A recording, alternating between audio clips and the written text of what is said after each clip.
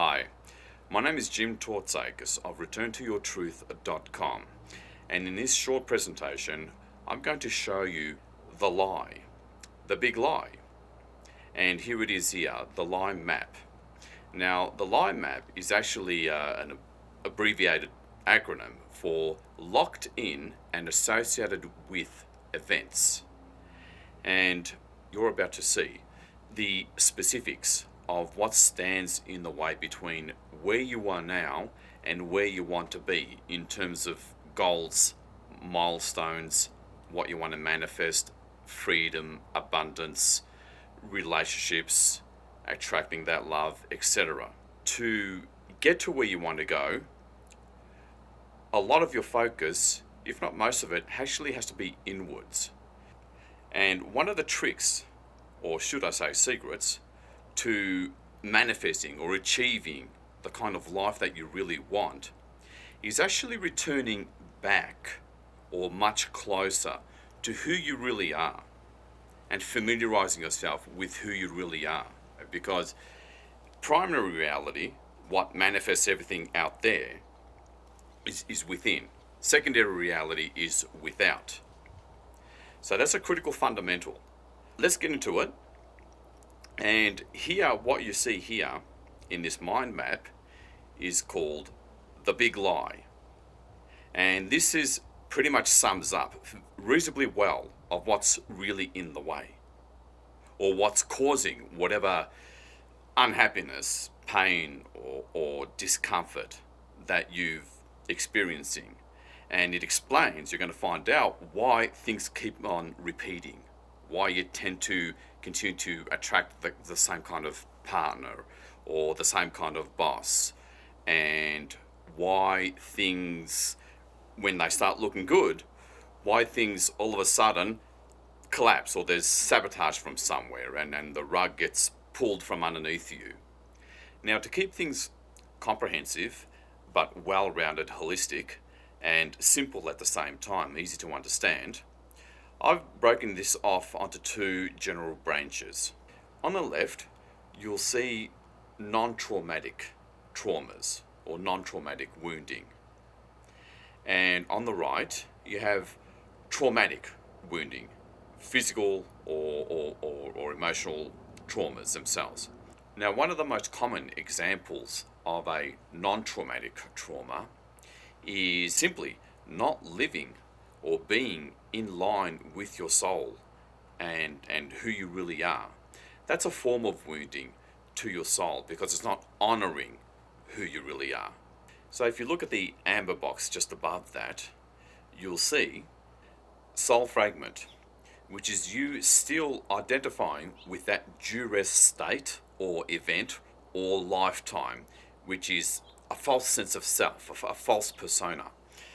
So let's just think of an example, a medieval farmer back in 1307 or whatever the case may be.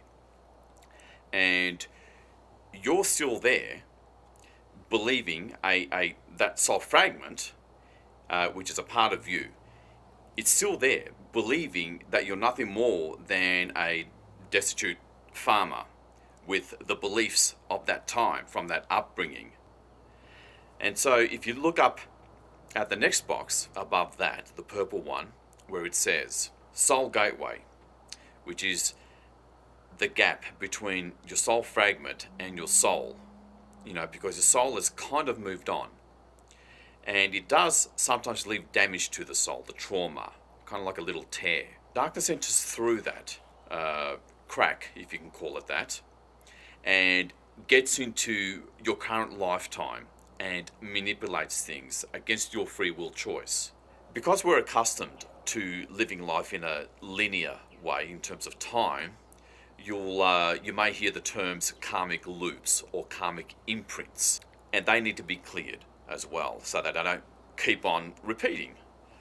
That's why, or one of the reasons why things repeat, the same thing tends to repeat in your life, preventing you, blocking you, and keeping you down. Another example is, if you recall Mel Gibson's movie Hacksaw Ridge, that came out in 2016, where the guy absolutely refused to pick up a gun refuse to kill anyone or try to kill anyone. Well, where that stems from is in a past life, he did unintentionally kill his own brother and made that unconscious vow at that time. And the imprint from that was what resulted in him almost accidentally killing his brother again as kids, as you saw in that movie. And that's another example of how things from the past and even current lifetime just has such an influence on our current endeavors. And it's what's behind or coming through your energy field and creating your so-called outer reality out there and manifesting as times, places, people's events. So take a look over there towards the left and you'll see beliefs and programs.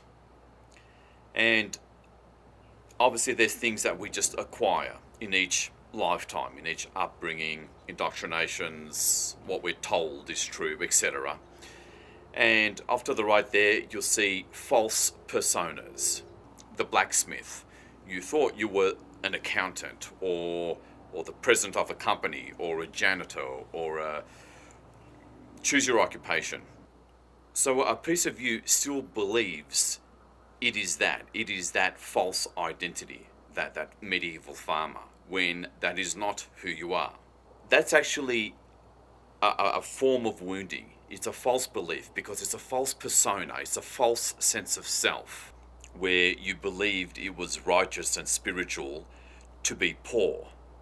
Well, one can only imagine how that's going to affect you manifesting abundance in your current life with whatever endeavors you're involved in, or just living a comfortable life. That's going to be, the darkness is going to be coming through that and using that against you. Believing God or God as something outside of you rather than within you. That's a major dishonoring of who and what you are, and that's also will work against you. Further to the right, you'll see archetypal blocks, such as things like the victim, the rescuer, the martyr, and all these sorts of things. The father, for example, if you were a father in a past life or current life, you'll have the archetype of the rescuer, the protector. And that's one example. If you were in an abusive relationship in past or current lifetime, you may have the archetypal block of the victim. And so by having this archetypal block, you tend to keep on attracting the same kind of abusive relationships because you're dealing with a past life karmic imprint or loop. Because one important thing to realize is that all these events and traumas and woundings, traumatic and non-traumatic, they're still occurring in real time because time is actually simultaneous. It's not linear. And so you have that affecting you in this lifetime as well.